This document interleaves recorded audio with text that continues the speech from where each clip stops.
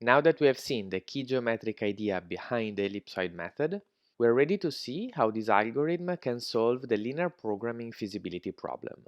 Once again, in the linear programming feasibility problem, we are given a polyhedron P in Rn, described by a system of linear inequalities Ax greater than or equal to b. Our task is to understand if this polyhedron is empty or not. To simplify the presentation and the analysis of the ellipsoid method, we start by making few assumptions. And to make these assumptions, I need to formally define what is a full-dimensional polyhedron. We say that the polyhedron is full-dimensional if it has positive volume. Note that in this course we have never defined the volume of a set. I am sure that you all have a very clear intuition of what the volume is, and this intuition will be enough for what we will see in this chapter.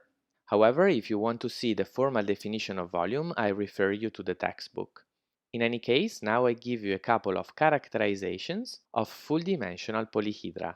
The first one is that a polyhedron P in Rn is full-dimensional if and only if it contains n plus 1 affinely independent points. Another equivalent definition is that a polyhedron P is full-dimensional if and only if it contains a ball with positive radius. Now we are ready to state the two assumptions that we now make and that we will relax later. The first one is that the polyhedron is bounded, which means that it is contained in a box big enough. The second assumption is that the polyhedron P is either empty or full-dimensional. Our boundedness assumption immediately implies that there exists a ball that we call E0 that contains our polyhedron P. We denote by x0 the center of this ball and by r its radius. This assumption is clearly very useful to us because we know that the ellipsoid method, in order to start, needs an ellipsoid that contains P. Note that our ball E0 has positive volume, and we denote it by capital V. Let's now discuss assumption 2. It requires that either P is empty or P has positive volume. Saying that P has positive volume means that the volume of P is strictly larger than V for some positive V. From now on, we assume that we know the ellipsoid E0 as well as the number V and capital V. Later on, we're going to discuss how we can obtain them. Now, under all our assumptions, we can state the ellipsoid method, and we can show that it decides correctly if P is empty or not. Let's start by discussing the input of our algorithm. We have a matrix A and a vector B that define the polyhedron P, which is the set of X in Rn, such that AI transpose X greater than or equal to Bi for every I from 1 to m.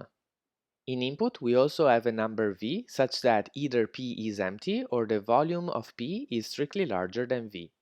Finally, in input, we have a ball E0 with center x0 and radius r, with volume at most capital V, such that P is contained in E0. The output of our ellipsoid method is a feasible point x star in P if P is non-empty, or a statement that P is empty. In particular, note that the ellipsoid method, if P is non-empty, doesn't only give you a statement that P is non-empty, but it also gives you a feasible point in the polyhedron. Now let's see the algorithm. In the initialization step, we let T star to be the ceiling of 2n plus 1 log capital V over V. The number T star essentially will be the number of iterations that the ellipsoid method requires. Then we set E0 to be equal to the ball that contains P, and we set T equal to 0. In the algorithm, T will be the iteration counter. Now let's see the main iteration of the ellipsoid method.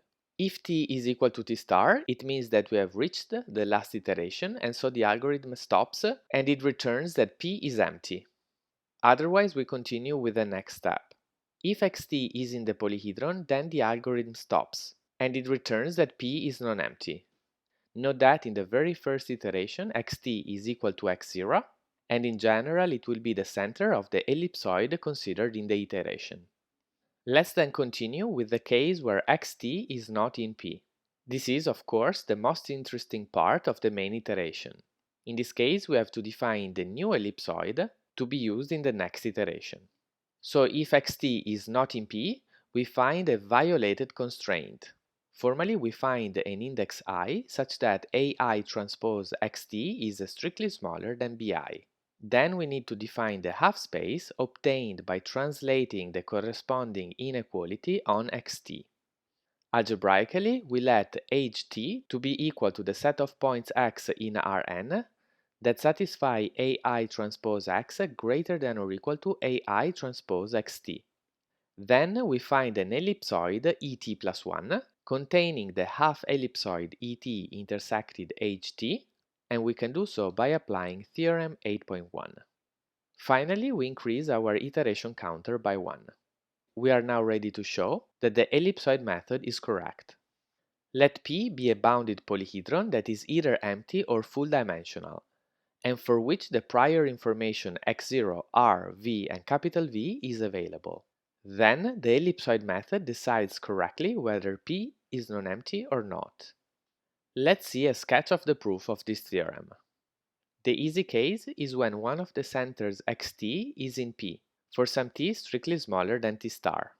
Then the algorithm has found a vector in P, and so it correctly decides that P is non-empty. So now we need to assume that all the centers of the ellipsoids are not in P. The centers are x0, x1 until x t star minus 1. From theorem 8.1, we then obtain that P is contained in all the ellipsoids that we have considered. So P is a subset of Ek for every k from 0 to t star. Next, we wish to upper bound the ratio between the volume of the very last ellipsoid and the volume of the very first ellipsoid. We can compute this upper bound using recursively theorem 8.1. In fact, theorem 8.1 gives us an upper bound on the ratio of the volumes of two consecutive ellipsoids. So we break down our ratio as the product of ratios of volumes of consecutive ellipsoids. So we first consider the volume of ET star divided by the volume of ET star minus 1, then the volume of ET star minus 1 divided by the volume of ET star minus 2, and so on and so forth. At the very end, we consider the volume of E1 divided by the volume of E0. Of course, in this product, all the volumes simplify except for the volume of ET star and the volume of E0. We know from theorem 8.1 that each ratio is upper bounded by e to the minus 1 divided by 2n plus 1. So the product is upper bounded by e to the minus t star divided by 2n plus 1.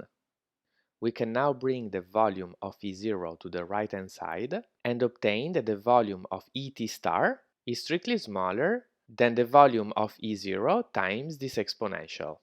This is exactly what we have written here. Now we know that the volume of E0 is at most a capital V, and we substitute T star with its definition, which is the ceiling of 2n plus 1 log of capital V over V. Now you can upper bound this quantity by essentially simplifying in the exponent 2n plus 1. So far we have obtained that the volume of ET star is upper bounded by capital V times e to the minus log of capital V over V. We can now get rid of the minus by flipping V with capital V. We obtain capital V e to the log V over capital V.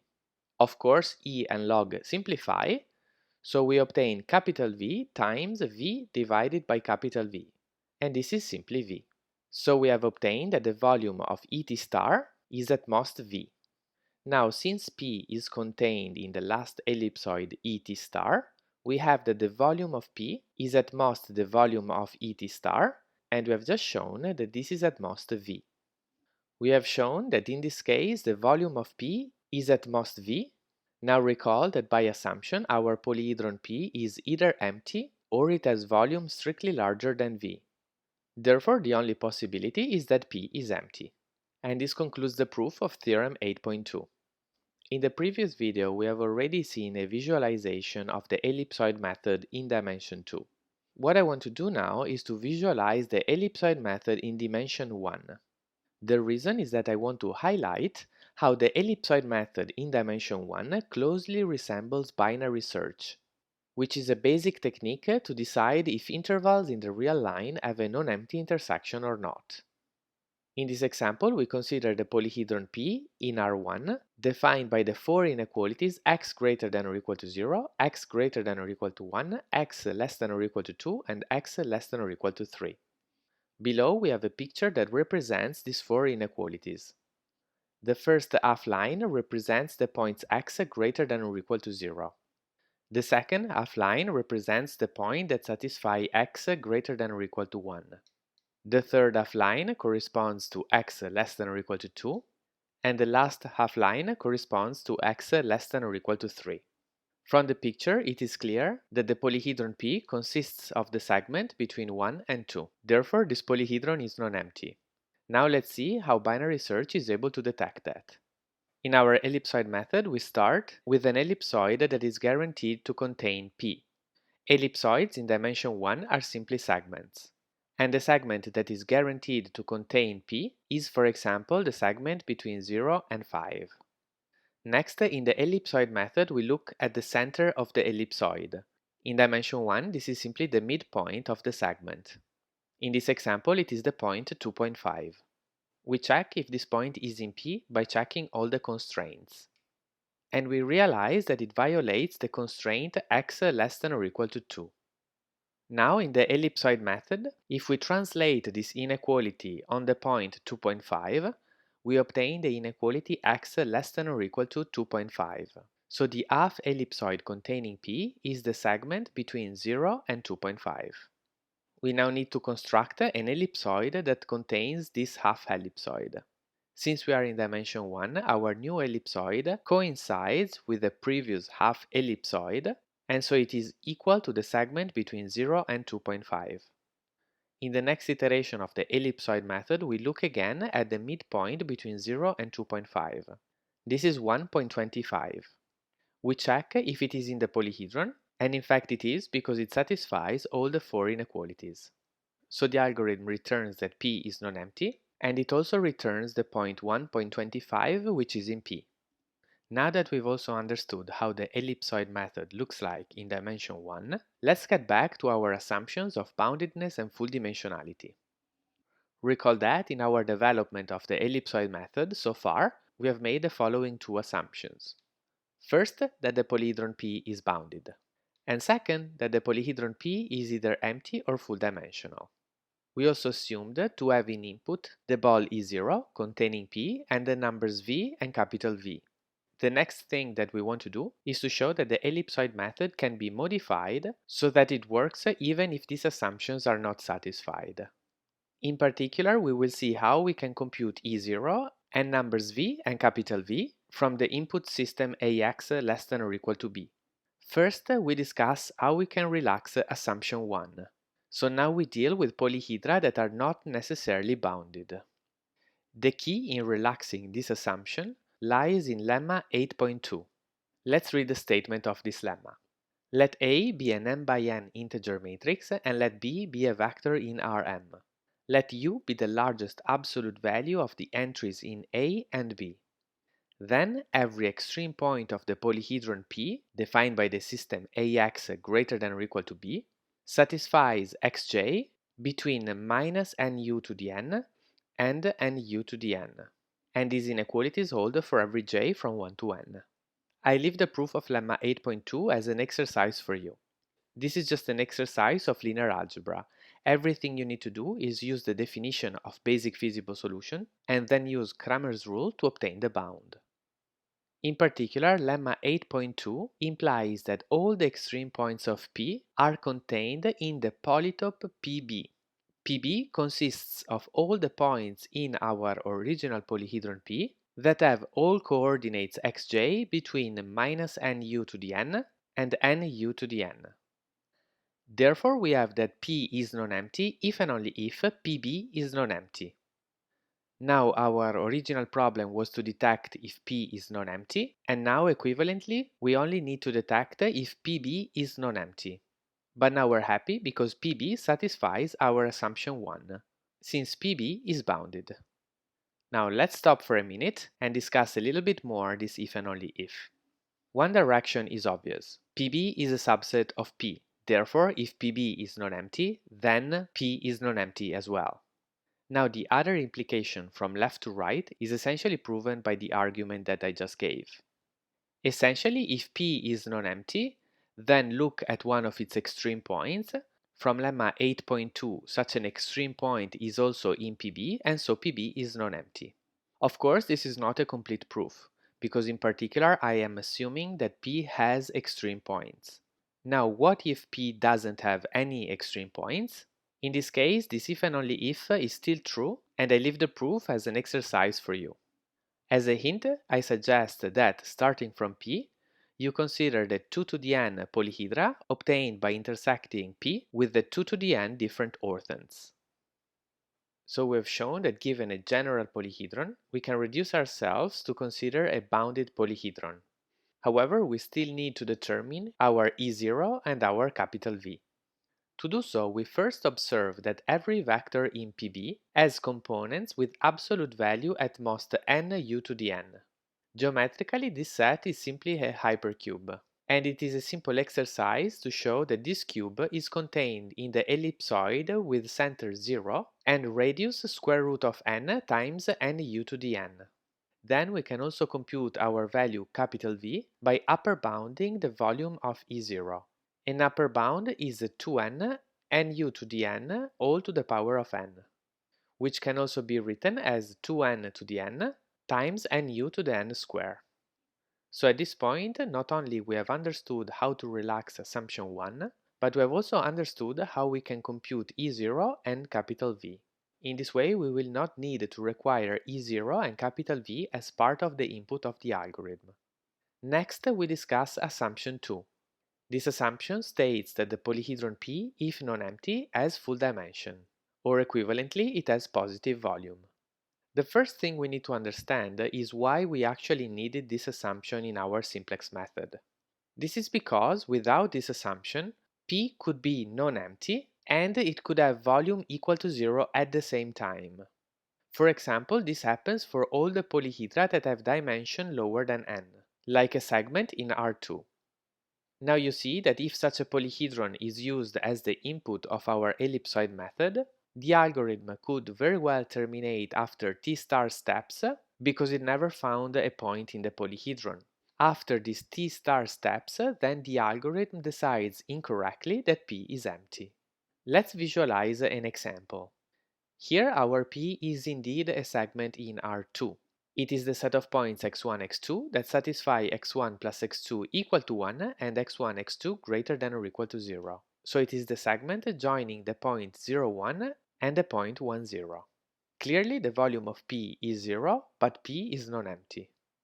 In particular, in this picture, I am visualizing the four inequalities that define P.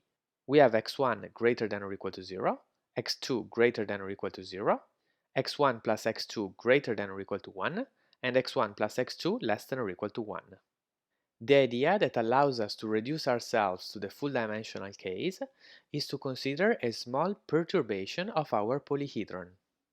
Essentially, we relax every inequality defining our polyhedron by some small epsilon. In our example, the inequality x1 plus x2 greater than or equal to 1 is replaced by x1 plus x2 greater than or equal to 1 minus epsilon. The inequality x1 plus x2 less than or equal to 1 is replaced by x1 plus x2 less than or equal to 1 plus epsilon. Finally, the inequalities x1 and x2 greater than or equal to 0 are replaced by x1 and x2 greater than or equal to minus epsilon. In general, the new polyhedron will be denoted by p epsilon. In our picture, essentially we translated by an epsilon each one of the four inequalities. The inequality x1 greater than or equal to 0 is translated a little bit to the left.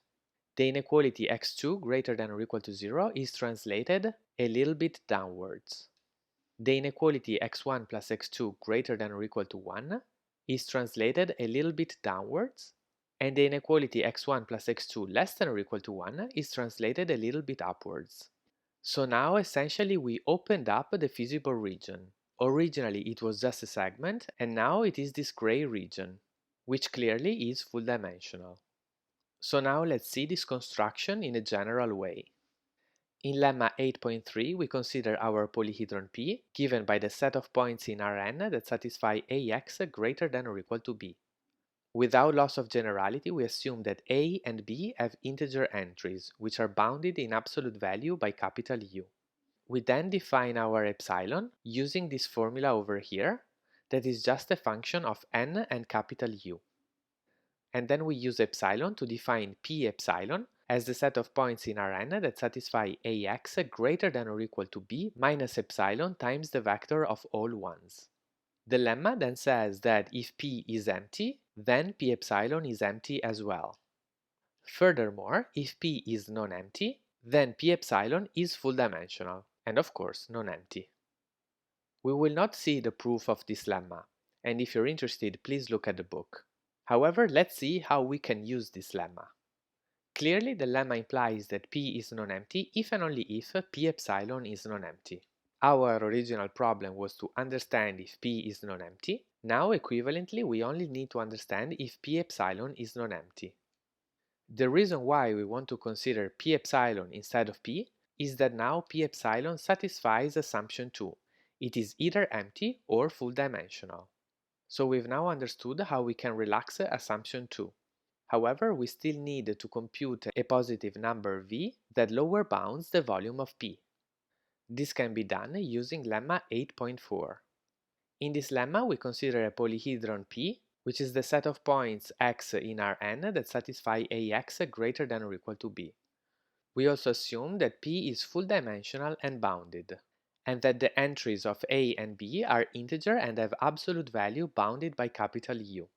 Then the volume of P is strictly larger than this number here. In particular, this is a positive number, which is a function of n and capital U. The proof of this lemma is actually pretty simple. Since P is full dimensional and bounded, there exist n plus 1 affinely independent extreme points of P. Everything you need to do is to compute the volume of their convex hull. And computing the volume is not too difficult because the convex hull is a simplex. So overall, this lemma 8.4 tells us that if P satisfies the assumptions of the lemma, then we can set V to be equal to this number over here. We're now ready to put all our ingredients together and discuss the complexity of the ellipsoid method. Our input is only a polyhedron P defined as the set of points x in Rn that satisfy Ax greater than or equal to B. So the matrix A and the vector B are given in input. They have integer entries and they have absolute value bounded by some capital U. Now the easy case is whenever the polyhedron P satisfies assumptions 1 and 2. Under these assumptions, we have shown already in theorem 8.2 that the ellipsoid method correctly decides whether P is empty or not in big O of n log capital V over V iterations. Now we also know that if assumptions 1 and 2 are satisfied, then E0, V and capital V, which are required for the execution of the algorithm, can be defined by the algorithm as follows. E0 is the ball with center 0 and radius square root of n and u to the n. The number V is equal to n to the minus n and u to the minus n square n plus 1. And finally, capital V is equal to 2n to the n and u to the n square. If we now substitute capital V and V in our number of iterations, we obtain that if assumptions 1 and 2 are satisfied, then the number of iterations of the ellipsoid method is big O of n to the 4 log nu. In particular, this number of iterations is polynomial in our input size, which is big O of nm log u. Let's now consider the general case. So we have an arbitrary polyhedron P. First, we reduce ourselves to the bounded case by creating the bounded polyhedron PB. At this point, PB satisfies assumption 1. Next, we perturb PB as in lemma 8.3, and so we form a new polyhedron PB epsilon. Now PB epsilon satisfies assumption 1 and assumption 2. We've already seen that P is non-empty if and only if PB is non-empty, if and only if PB epsilon is non-empty. So now, to understand if P is non-empty, we can instead analyze PB epsilon, which satisfies both of our assumptions. To understand the number of iterations of the ellipsoid method, we now need to construct E0, V and capital V, starting from our polyhedron PB epsilon. PB epsilon still lives in the space Rn, but now the absolute values of the coefficients in the inequalities will no longer be upper bounded by the original capital U, and so we need to figure out an upper bound on these absolute values. If you do so and then substitute V and capital V in the formula for the number of iterations, you will obtain that this number of iterations is big O of n to the 6 log nu. So the only difference with respect to the easier case is that we have n to the 6 instead of n to the 4. In any case, this number of iterations is polynomial in the size of the input. Now, to show that the ellipsoid method runs in polynomial time under the bit model, we also need to show that the number of arithmetic operations per iteration is polynomially bounded in n and log u. To prove this, there are two difficulties that we discuss next. The first difficulty involves the computation of the new ellipsoid. As we have seen in theorem 8.1, to calculate the center of the new ellipsoid, we need to calculate a square root. The problem is that we cannot always compute square roots, because a square root can be an irrational number, which cannot be written with a finite number of binary digits, and so it has essentially infinite size. Recall that in a polynomial time algorithm, every number that we compute must have a polynomial size. The idea here is to approximate this irrational number using an approximation of polynomial size. It can be shown that if we use this approximation, then the error that we make at each step of the computation will not lead to large inaccuracies in later stages of the computation. The next difficulty is in a way connected with the previous one, but it is a little bit more general. In fact, we need to show that all the numbers that we generate at every step of the computations have polynomial size. So we don't have a potential problem only when we compute the square root, but also when we recursively multiply numbers. In fact, by multiplying numbers recursively, potentially you might create numbers as large as 2 to the u. This would be a problem because the size of 2 to the u is big O of u, which is exponential in log u. Fortunately, both these difficulties can be solved, and they can also be solved in a fairly elegant way. Everything you need to do is to only use big O of n cube log u binary digits of precision for every number that you compute in the algorithm. Essentially, if the number that you compute has a larger size, then you take its closest approximation of size n cube log u. If you do so, it is obvious that all the numbers that you compute have polynomial size, and it can be shown that the ellipsoid method is still able to correctly decide whether P is empty or not in big O of n to the 6 log nu iterations. Admittedly, these results are very technical and difficult to prove, so we will not discuss any more details about them. In any case, this discussion leads to the following key theorem. The linear programming feasibility problem with integer data can be solved in polynomial time under the bit model using the ellipsoid method. With this theorem, we conclude our discussion of the ellipsoid method for the feasibility problem. In our next video, we will see how the ellipsoid method can also be used to solve linear programming optimization problems.